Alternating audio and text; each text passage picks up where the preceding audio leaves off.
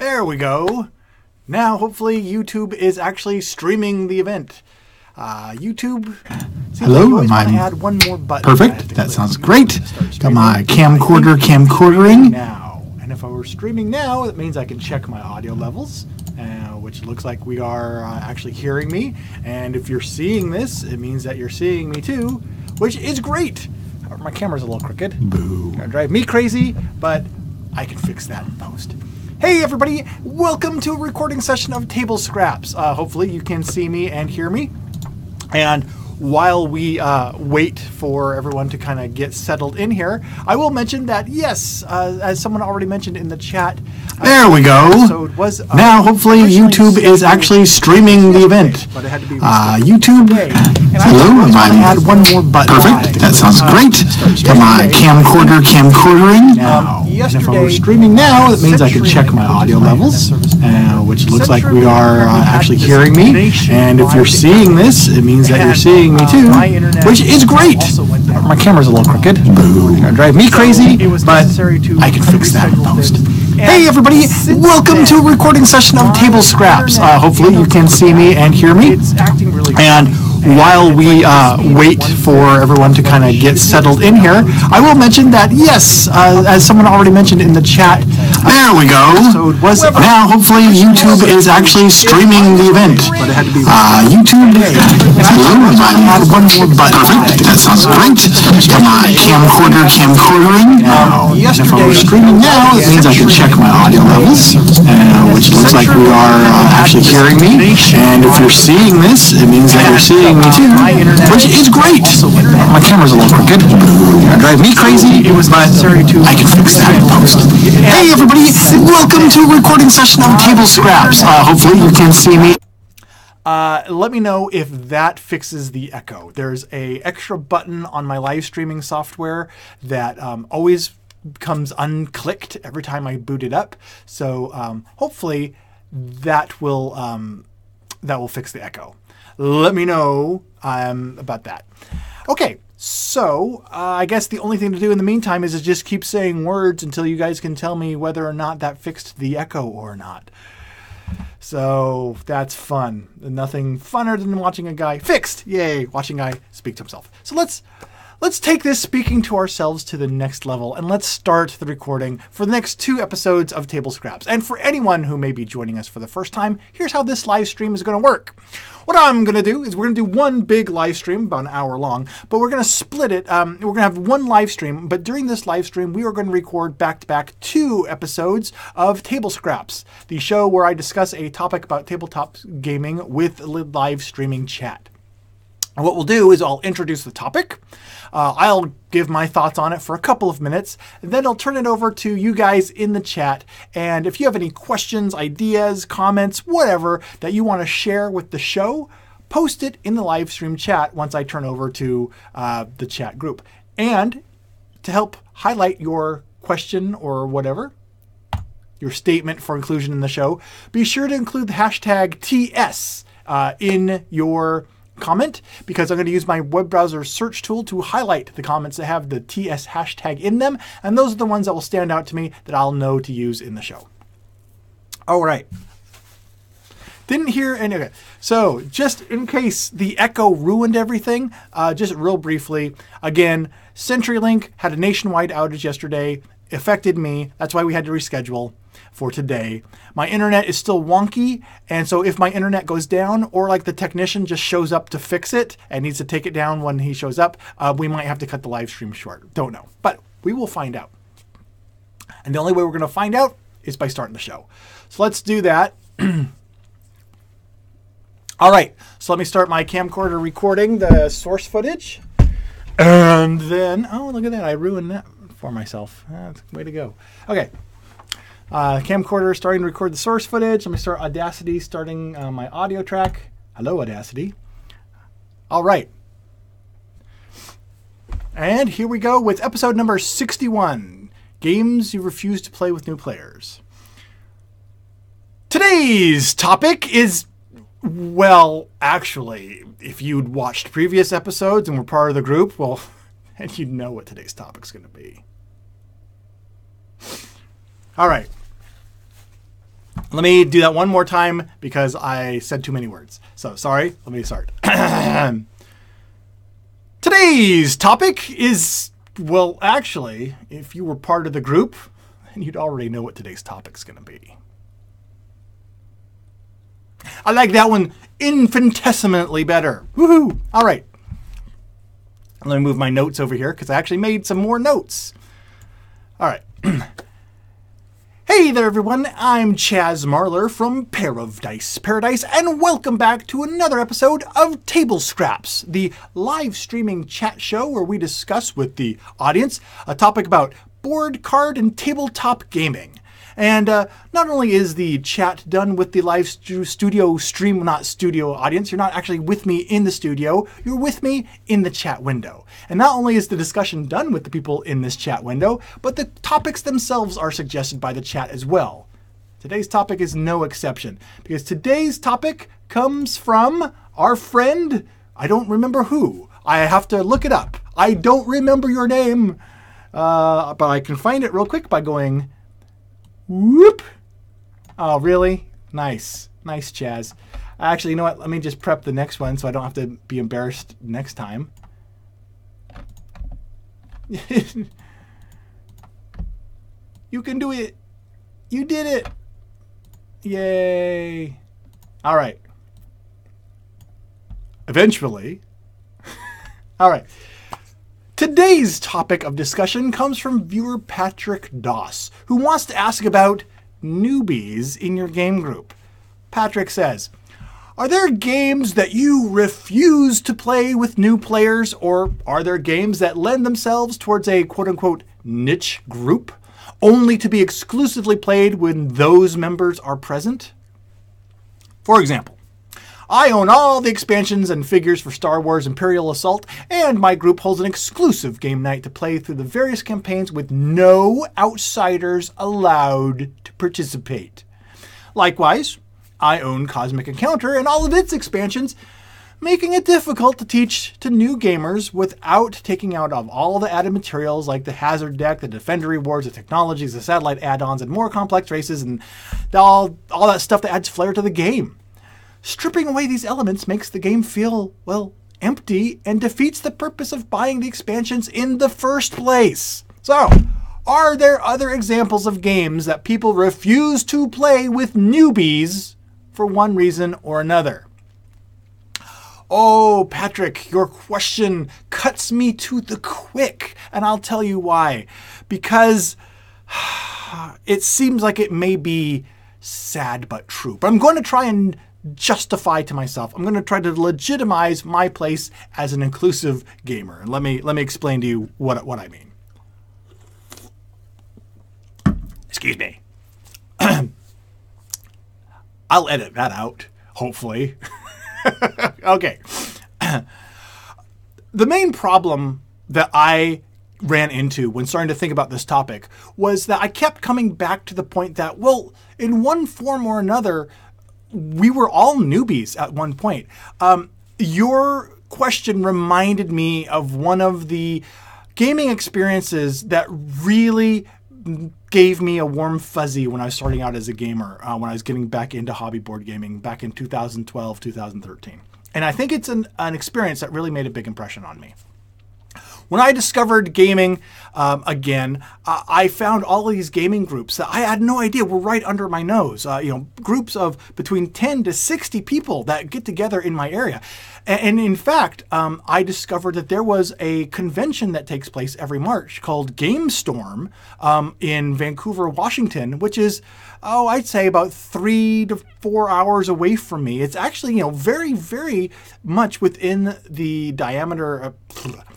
It's very much within the distance that, it makes sense to it's very much within that diameter of distance. Diameter. Why do I keep saying diameter? It's very much within the distance. Now I was too aware of me saying it. Now I'm in my own head. I got to get out of my head. Hold on. Let me make my mind completely blank. Well, that was easy. Actually, that's pretty much the norm. All right. We're good to go. All right. So And, 3 to 4 hours away for a 3-day gaming event is totally within that distance that, I'm pretty much comfortable traveling to go to a gaming event. Anyway, so this was like the first actual gaming convention that I went to. I didn't know anybody there. I went alone because my wife let me go as my birthday present, and I have a family that lives nearby. So I went and stayed with them the night before and went. So I had no idea what to expect. It was my first multi-day gaming event like this, and I was the newbie. I had been collecting games for not even a year yet. I had no local game group of my own. And I went in there, and the first thing I did when they first opened the doors is I walked into the gaming hall, and I stood in the middle of the gaming hall, and I looked around and stood there. I watched the people game. I had no idea what to do. I had no idea how to get into those groups. And someone came up to me, tapped me on the shoulder, and said, "Hey, you want to join us in a game of Die Macher?" And I was like, "Sure, let's go." So I went and I joined him. Now, if anyone who doesn't know, Die Macher is a big, huge, massive 3+ hour game about manipulating the German political environment. It's it's fun and it's cool, but it is a big, hefty game that is, if of any game out there, if you're going to say, "Oh, we don't want newbies for this game," this would be the game not to introduce a newbie to. And this guy came up, saw me standing there looking lost, and invited me to play Die Macher. And so to me, that's kind of set in my mind this idea of, just because someone might be inexperienced with a game, a genre of games, it might be a newbie, it's no reason really to exclude them just because of the preconceptions that we may have that their lack of experience may lead to a lack of playability. So that's one side of this. Now, the other side of the old coin here, I'll try to wrap up my thoughts here as quickly as possible, but the other side of the coin here is, let's get back to Patrick's question, are there certain groups and games and stuff? Oh, absolutely, certainly. I have at least 3 different game groups that I play with. And one of them really likes Euro games. One of them is friends from high school that we really enjoy some co-ops and every now and then, some good backstabby type of games. And, then there's my wife and daughter. And when we play, there's, still for some reason backstabby stuff going on. But that happens even when we play non-backstabby games, like even Uno or Catan. It just happens. I don't understand why, but that's besides the point.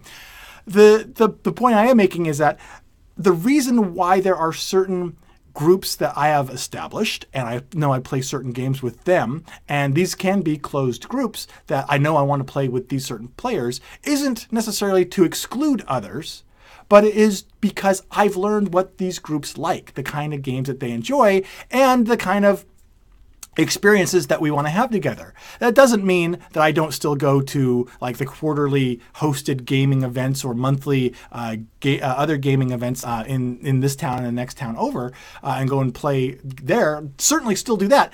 It doesn't set up an environment of exclusion as much as, in my experience, it sets up an environment of just knowing what these other people enjoy and setting up the experiences that that they're going to enjoy. So I think that for me, I do fall into that. So Patrick, I think to me, I do kind of fall into that realm of, yes, I do set up certain gaming events that are set for just certain people, but it's not because I think noobs are disqualified from participating, if that makes any sense. Probably not. Let's see if the live streaming chat can make more sense of my blathery notes. So let's move over here to the old chat window. Hello, everybody. I'm going to start off by doing my search here.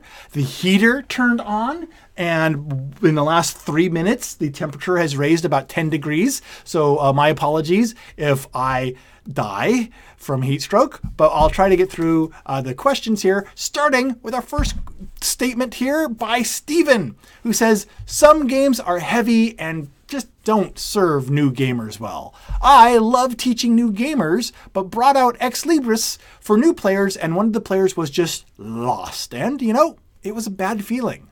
You have to know your group, I guess. And there you go. Absolutely reinforces my own thinking on this. You gotta know the group. And sometimes, getting to know the group means introducing games that aren't going to be the best fit. And, even that trial and error experience can still be an enjoyable experience. So don't let that fear prevent you from trying new games and introducing people to a variety of games.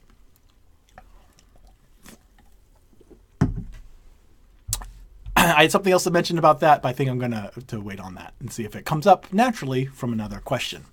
For example, the next question being, the next comment comes from Trevin, who says, any game with a strong meta game is hard for newbies. From the unspoken rules of certain social deduction or the flow of Magic the Gathering, some things aren't explained in the rule book. That is a very good point, Trevin. And I'm going to I see that you have another comment here. I'm going to skip ahead. I'm going to just include this all in one part of it. Trevin continues to say, any game that benefits knowing the cards inside and out is hard for newbies. If all players know all the cards except one player, well, they're at a huge disadvantage. Well, that's absolutely true. And I think that goes back to kind of getting in that groove and learning which games to introduce to which people. Because, if there's a strong meta there, it definitely can be a hindrance. And when you first mentioned meta, I was thinking more just how the people know each other. I might know that Bob is a real backstabber, or I might know that Randy over here loves to earn your trust and then backstab you because he does it every single game, and every single game it tricks you. But now I'm introducing my own baggage into the conversation, so let me move on. Again, though, and I think that has its place. I mean, there's certain times for me that I want to have that experience where I can really just be into all the in-jokes and the meta with all the other players and stuff. You're also talking about how the meta can, be a hindrance to newbies. That's absolutely true. And, how do we handle that? Do we have to break off and have certain games that we play, like just one-on-one with those newbies to bring them up to speed? Do we have all of the newbies play together to get them up to speed? Or do we just, do baptism of fire and just throw them in the game head first and see what happens? I'm, not sure what the best solution is. I assume, actually, that the best solution varies from person to person, from group to group. All right, let's continue on with less words from me, more words from you guys. The next statement comes from Richard, who says, I feel like I've lost some newbies from my game group because the games were just too heavy. One fellow in particular, I think I overwhelmed, and he just hasn't come back. That's fair. I'm gonna pause there, though. I want to disagree with you. And because what I want to say is the word there in particular, the games were too heavy. You know what? I totally see that happening, but I want to back up and say any game doesn't have to be heavy. If the game is not the right fit, it can make them disappear. I've had game clubs that I've hosted, and I've had people show up that they show up for the first time on the wrong day, where just a game they don't like is the main game I'm introducing to people. And if they had come the week before or week after, they would have loved that game. And just the timing, the bad luck, they didn't like it, and so you never see them again. So I think it's not necessarily too heavy. Some people will dislike every genre of games. So keep that in mind too, that everybody is going to come into this with something different that they want to play. Trevin also mentions that poker is an example for why noobs can be bad.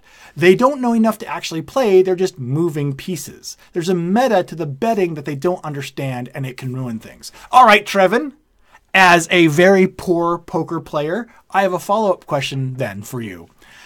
I am such a poor poker player that I don't realize how bad I am, and I think I'm pretty good.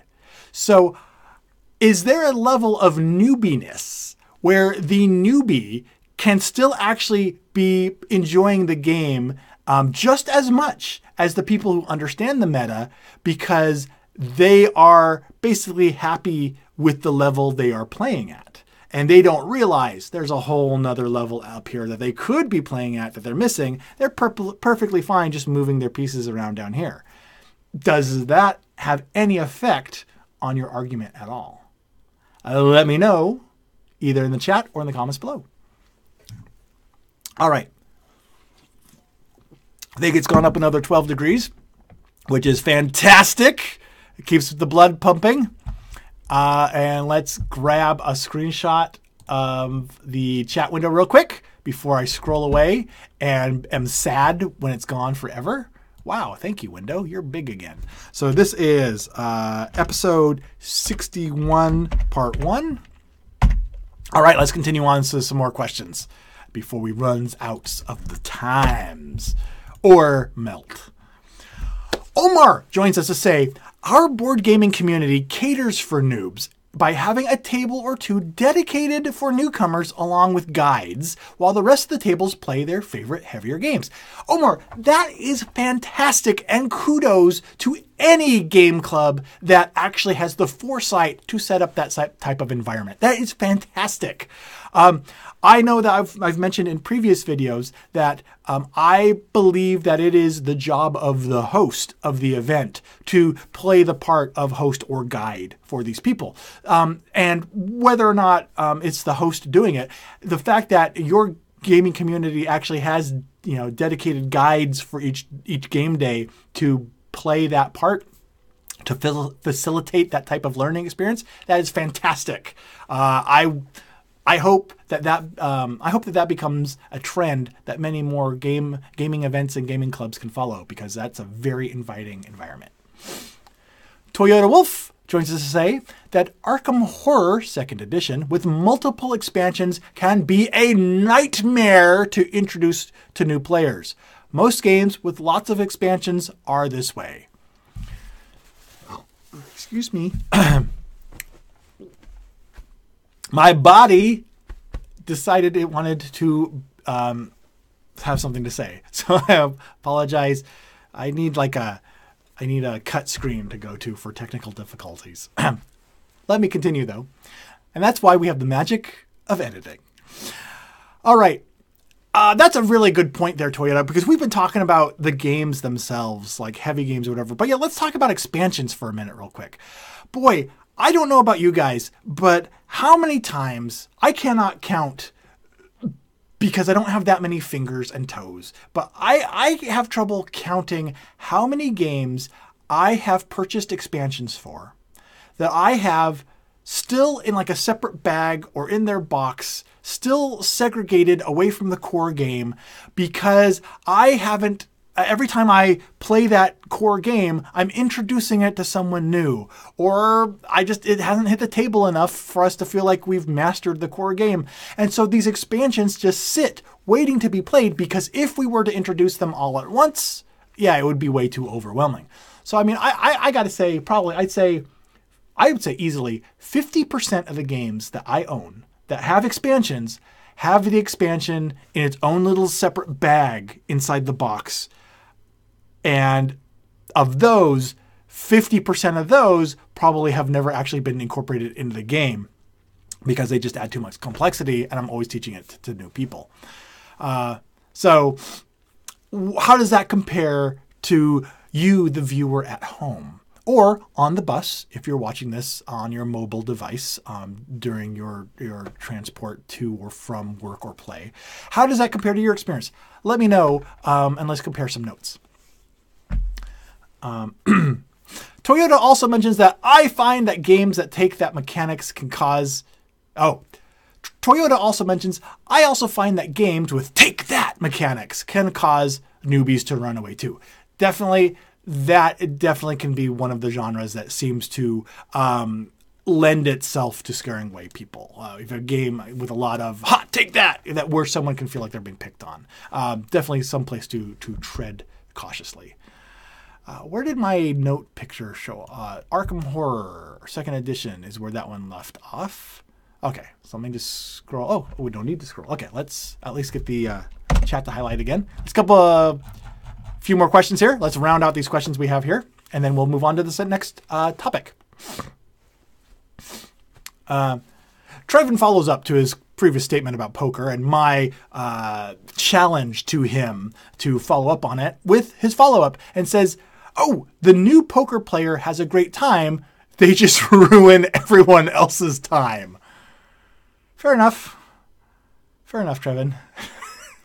Touché.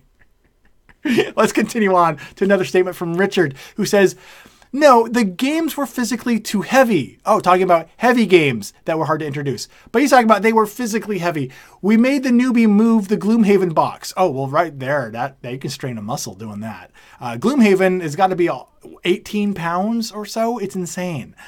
But he says, "No, your point is well taken. We just had the wrong games for him." Oh, you fooled me. You gave me a bit of a poser there. What, with your question, with you tricked me, Richard. I fell for it. You tricked me and I fell for it. And I don't think I'll ever forgive you, but I'll work on it. I might work on it. In the meantime, let's continue on. 3 more statements here. Our next statement coming from Omar again, who follows up to say, "But do a lot of games actually have a meta associated with them?" Oh, very good question.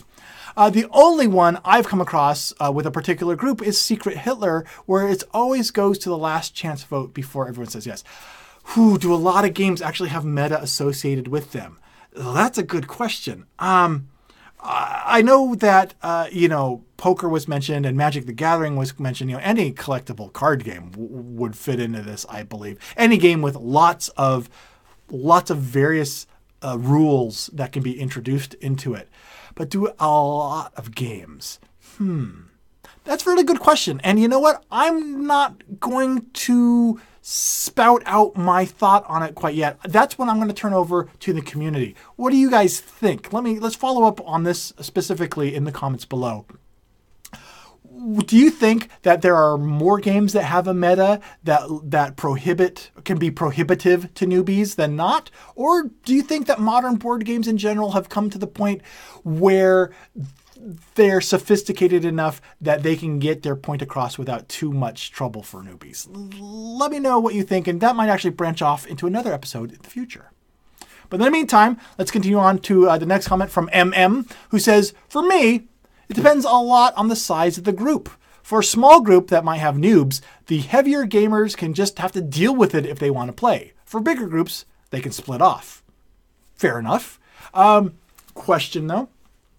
In your experience, could this lend to kind of niches, groups of people?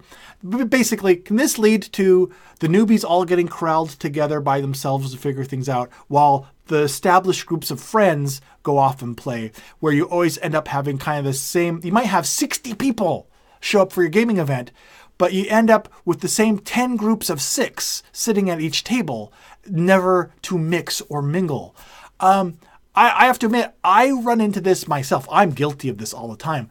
And when I do it, I hide behind the justification that I'm just being shy and I'm more comfortable playing with the people I know. But a lot of the game groups I go to, I see that, you'll go and week after week, month after month, it's the same clusters of people sitting at all these tables. So even if you have a large group, it can feel to a newbie like a small group that can be uninviting. Again, everyone, let me know how your experience compares to my own. And let's wrap up this episode with a comment from Accent Troll, who says, "I am always hesitant to teach nuclear war to new people." And I believe that nuclear war is one of those games that basically it never ends well. And it just ends in total player annihilation and such. The ultimate in player elimination, I would suppose. if I'm thinking of the correct game. I'm thinking of a game from the late 70s, early 80s, I think, but it might have been a different one.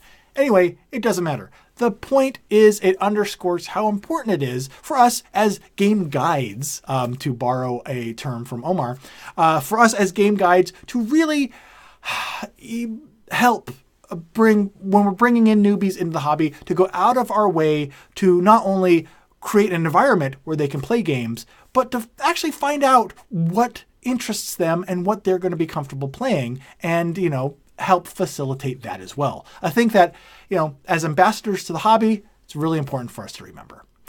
Another thing to remember, though, is that was a bad segue.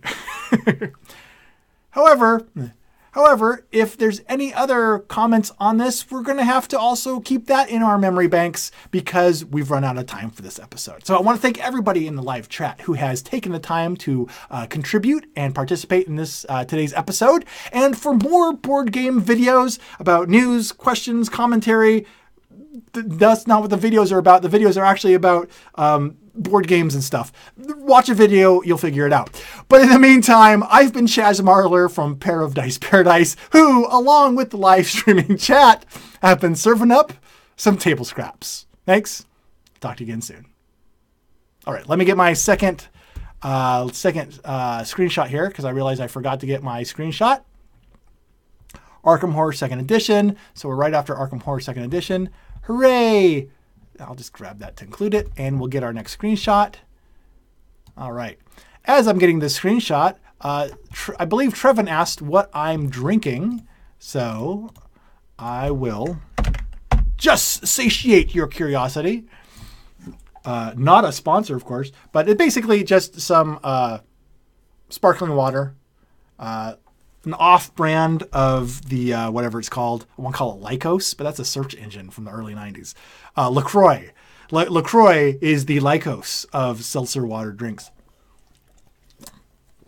But the seltzer water ones are nice to drink during a chat, because your mouth doesn't get all gummy from the sugars and stuff like that. Alrighty, Roo. Let's continue on. Thank you, Trevin, for mentioning in the chat where this episode is ending. And I'm going to prepare the next episode here. Let me remove this. And, okay. One moment. All right. Let's continue on to the next of the things that we're talking about. And this one is about trading games. All right. Are we ready? Let's start. Today's topic. Ow. That's not today's topic. The only way I can get my mic and keyboard to fit on my table is my keyboard has to hang over slightly. And I managed to hit it at least 5,000 times every recording session. So, okay. One more. Today's topic, board gamer trader mechanics. Well, not trader, Trader, trader, like I'm trading. That's today's topic is trading games. Today's topic. All right. Hey there, everybody. I'm Chaz Marler from Pair of Dice Paradise, welcoming you back to another episode of TABLEscraps, the game show. Nope, not a game show. It's a show about games, specifically board games, card games, and tabletop games and gaming, where we discuss a topic about this with the live streaming chat. And today's episode is not only not going to be edited to take any of that mistake out, but it's also going to be a topic about gaming that was submitted by a viewer, specifically Daniel Bemis, who asks the following question. He wants to know about trading in the board game community. Is board game trading good for the economy of the board game hobby? Will it encourage people to buy new kinds of games that they would normally not buy but would trade for? Is trading your games taking away from revenue from your favorite publisher or designer? Are the prices of some games so high that trading is the only option to obtain a copy of a game? And finally, does your local game store give you credit for trade-in games? That's a whole lot of questions there, Daniel. And wow, I am full of answers. Well, I'm full of something. Let's find out if they're answers or not. First of all, let me start with the easy one, your last one. Does your local game store give you credit for trade-in games? And I actually, this is the interesting little subtopic of it. Mine does, in a way. Several times a year, my local game store does a gamer garage sale where they will open up like this whole back room and they'll have people bring in and sell on consignment a bunch of games for store credit. So you'll have, it's not just people bringing in games, ones or twosies every now and then. You'll have this whole back room filled with piles of games that people are selling. And they encourage people to come in, and, take part in this big customer-driven garage sale that goes on. And, and they're doing it for store credit. And I would imagine, and I haven't seen any other local game store do that. But again, I haven't gone out of my way to find out. So what I'm wondering is, does your local game store, O viewer, not only allow people to trade in games for store credit, but do they actually host community events in order to specifically do so? I would be very curious to find out if more and more game shops are doing that type of thing. But let's get back to the crux, the core, the nugget of this conversation, which is about trading games from one consumer to another and whether or not that is destructive to the industry. All right, so I'm going to really try to talk about this briefly without getting on a soapbox. And so if you start to hear inspirational music and like see a bald eagle fly by or something, I've gone too far off the deep end. But essentially, here's the brief short version. Anyone who's watched my videos on the industry or map policies or stuff like that knows that I'm a big believer in trying to let the market do what. That sounds terrible. What am I a big believer in? I'm a big believer in free breadsticks. I think that's great, and they go really well with salads. And the salads, if free, also a plus. But let me organize my thoughts here without getting too preachy here. All right. I believe the short answer of no. I don't think that trading games from one consumer to another is detrimental to the hobby. In fact, I think that it can be very helpful to the hobby because it can, like you mentioned in your question, it can be a way for people to be introduced to new games that they never would have been introduced to before. Think about it. You're talking about trading games from one person to another. Hey, I got Catan. Oh, you got Monopoly. Let's trade. Now I own Monopoly and you own Catan. Haha. Did I get the better end of this deal? Why did I choose Monopoly? It doesn't matter. What matters is that I don't think that is detrimental to the hobby. Let's just take the example a little bit further. When you have people over for game night and you are playing a game with 5 other people, you're sharing that game. In a way, you're trading part of that game to them. They don't have to go out and buy a copy or a license of the game that you're all playing. It's your copy, and that way you're sharing with them. You're sharing it with them at that level. So, if you take it to that level of extreme, I don't know if that's a good example or an absurd example, but I'm absolutely certain people in the YouTube comments will let me know which it is, and that's fine. And though I'm now a little afraid of that, anyway, I don't know if that is a good example or an absurd example. Absolutely an example. I don't know if that's actually a good example or absurd, but what I do know is I shouldn't have started that sentence with I do know. But what I do know is that our friends in the chat will straighten me out. So let's move over to the chat window right now and let's find out what you guys thinks about trading games and all of the various things that Daniel mentioned in his question. All right, let's scoot over here. I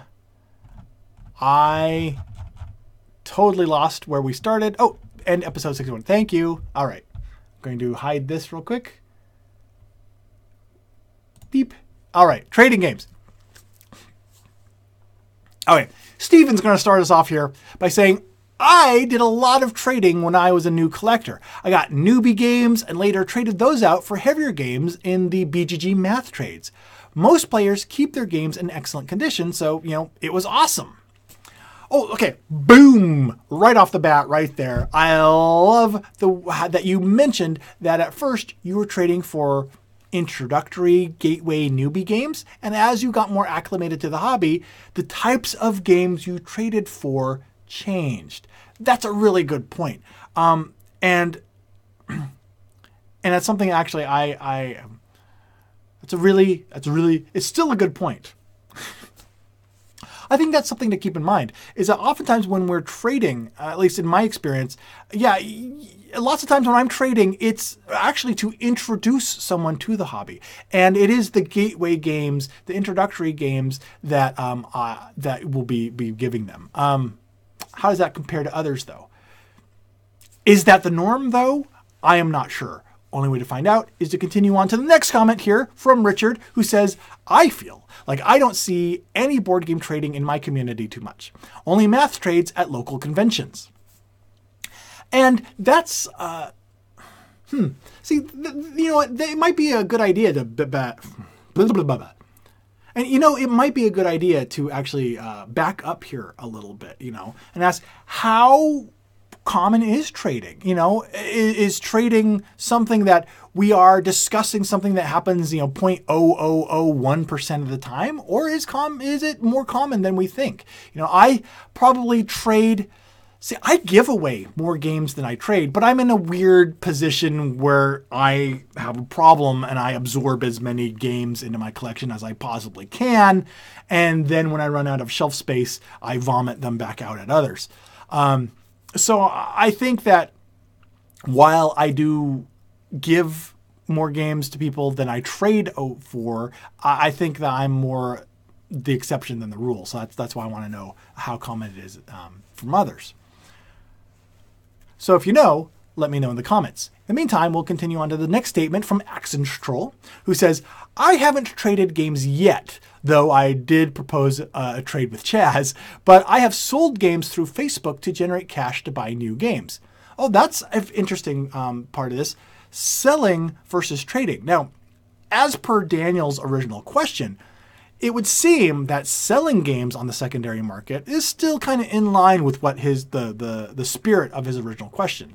Is selling games from one consumer to another detrimental to the hobby as well?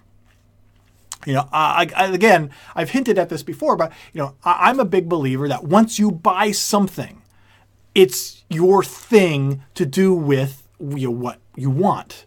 And so if I want to resell this game on eBay or something, or give it away, or share it with others, or trade it with others, it's my thing that I got. People can take that to the extremes, of course, and abuse it, but the core idea, that's the core idea I'm trying to get across. So I don't, and to that extent, I don't think that reselling on the secondary market is detrimental to the hobby any more than trading to people would be. Pirating games, of course, though, you're a jerk if you do that, obviously. All right. Let me grab a screenshot here real quick before it scrolls away. And then I'll get another batch or two. Saving. This is 62-1. Why does that always overlap that monitor? You're weird, screenshot. All right.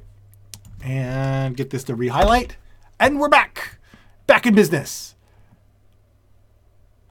And we scrolled upwards. That's right. Every time I redo my search, it scrolls upwards. We figured that out last time. All right.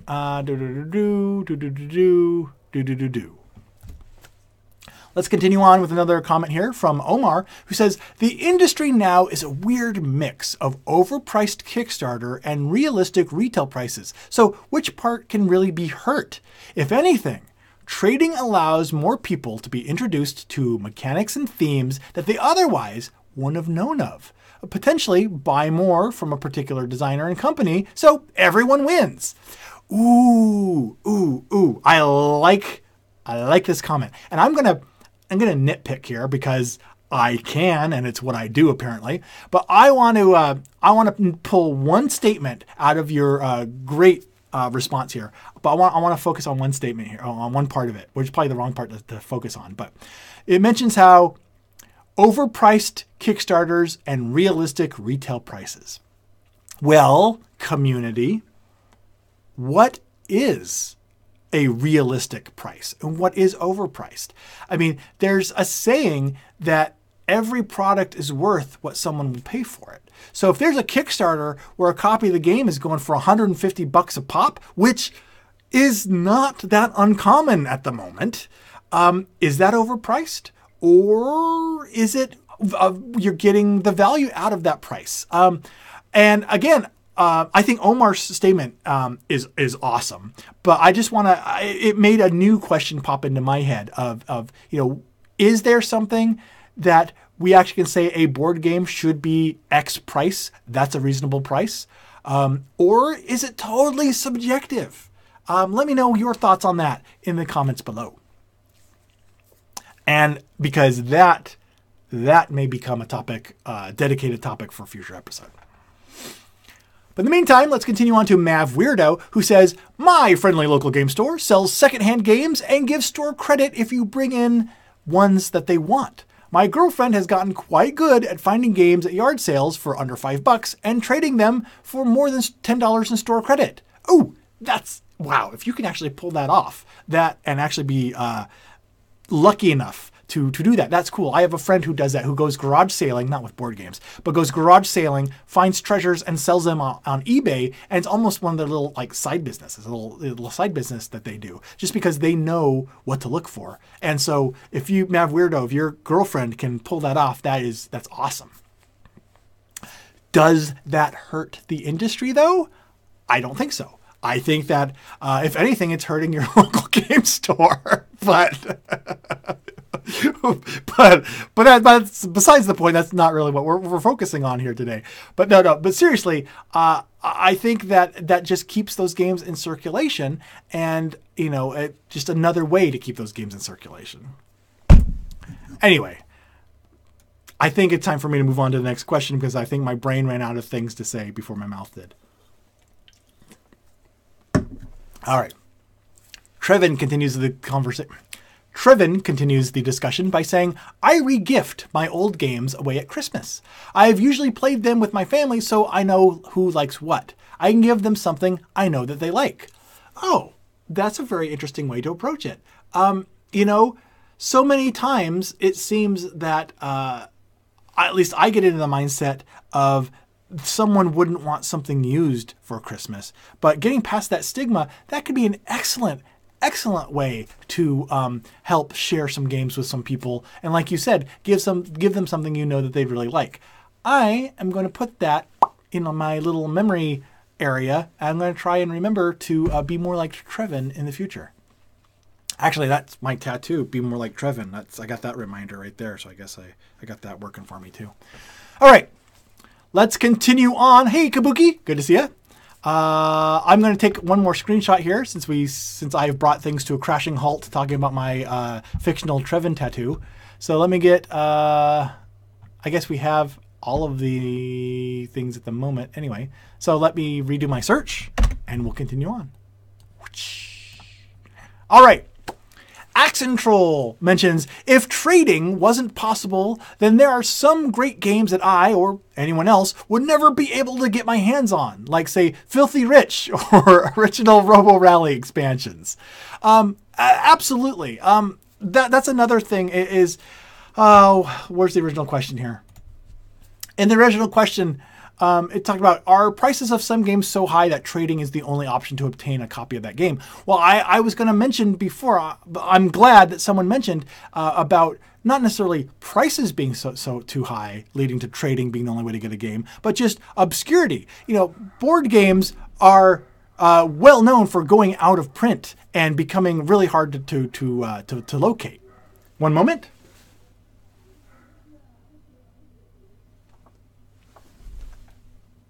A box got delivered. A box! There's a box! I don't think it was my box, though. I think it was someone else's box. Some other member of the family got a box. That is not for me. So what do I care? Let me continue on then to to whatever I was saying about that. Yes, games are notorious for going out of print, and often trading is the only way that you're going to be able to get those hard to find games. Okie doke, Muskoke.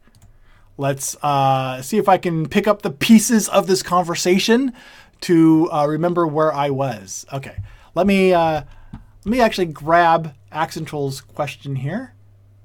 Oh, yay! Okay, some more stuff just came in. Alrighty, Roo. Let's get... Murr joins us to say, I use the various and sundry generosity lists on Board Game Geek to deal with my games that I don't need to get rid of, that I need to get rid of. It's of all the words I could have slipped into your statement there, that's the one word I shouldn't have slipped in there. I completely made it. So let me start over. Murr joins us to say, I use the various and sundry generosity lists on Board Game Geek to deal with my games that I need to get rid of, giving them new homes where they will get played. Hi, Chaz. Hi, Murr.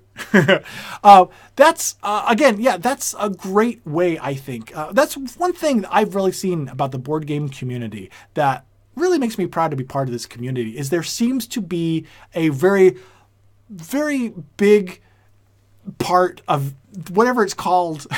There seems to be a bigness. There seems to be a large spirit of generosity. Maybe it's just something, a holdover from introducing people to new games and just sharing that experience that makes you want to share the physical product as well. But it just, I don't know, maybe it's just me, but I don't think it is. I think there is something inherent about this hobby that lends itself to not only with sharing games, but also like charity events like Extra Life and other things.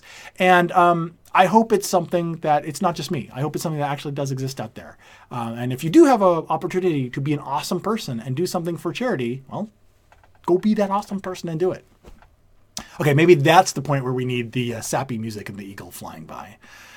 Let me wrap up this episode here by mentioning... Silvers mentioned, forgot to tag the question. Let me wrap up this episode by getting a few more statements here. Slivers mentions, do you think Kickstarter or pledge managers should have the option to gift a campaign similar to how Steam allows you to gift others' games? Ooh, that would be cool. I don't see why not. I mean, you're still, as far as oh boy. As far as Kickstarter or the crowdfunding system is concerned, you're making a purchase, and just boil it down, that's really what they're concerned with, is obtaining, processing, and fulfilling these purchases. So I think a gift option actually would lend itself pretty well to that type of thing.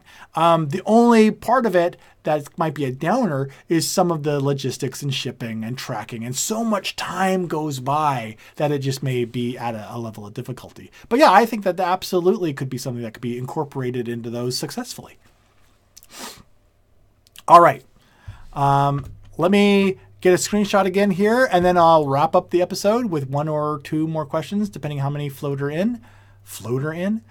Okay, let me get this screenshot.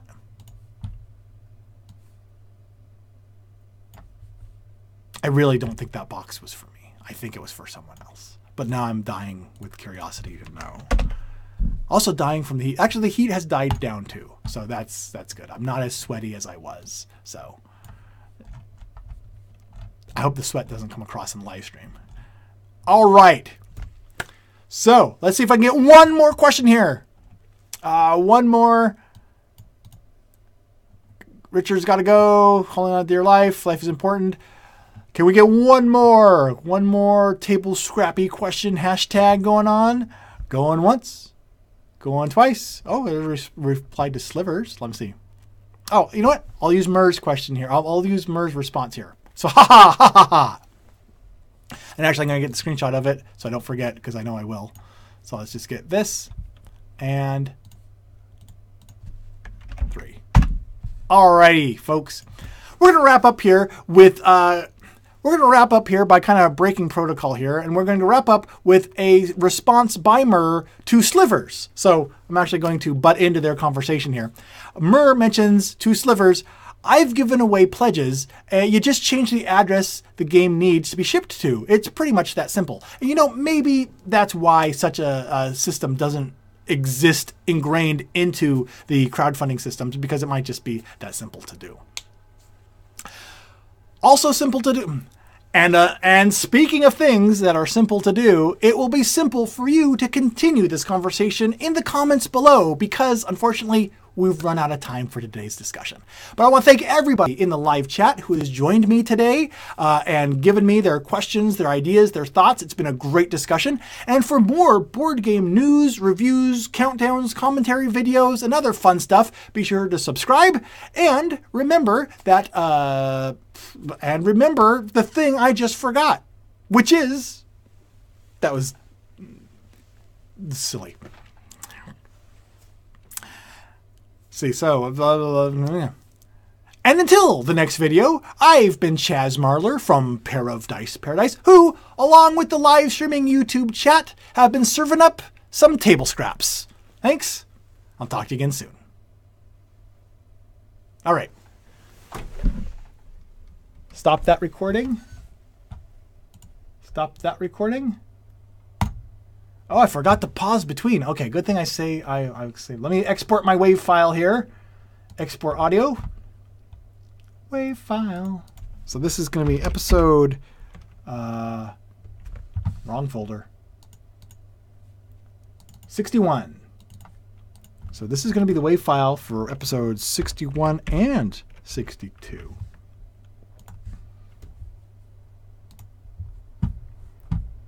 All right, folks.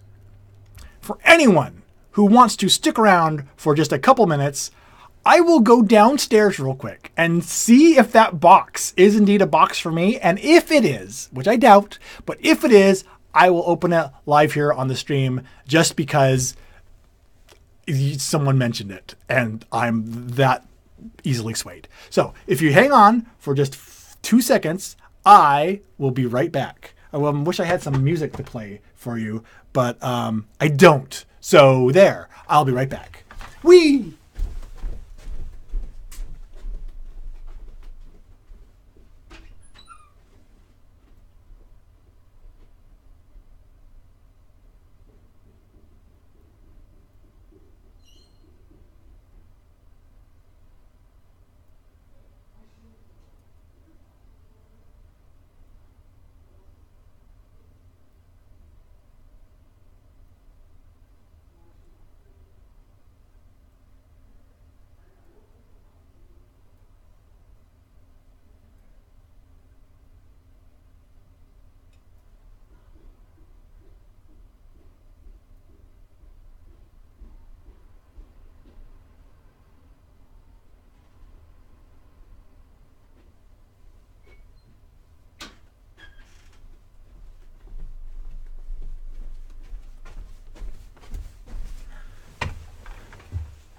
It was pants. So, all right. So no fun thing to unbox together. I'm sorry. But in the meantime, I want to thank everybody for stopping by and joining me today. We are going to have another recording session. I don't know the date, but sometime within the first couple of weeks of January. So coming up next, maybe in 2 weeks or so. I'm not exactly sure the date. What I do know is it will be soon enough that I know it's coming up. So as soon as I do know, I'll post something. But in the meantime, have a great weekend. And I am going to go and stop talking for a while because, like I said, I think my brain ran out of words to say about 20 minutes ago. So thanks, everyone, for stopping by. And I will talk to you again real soon.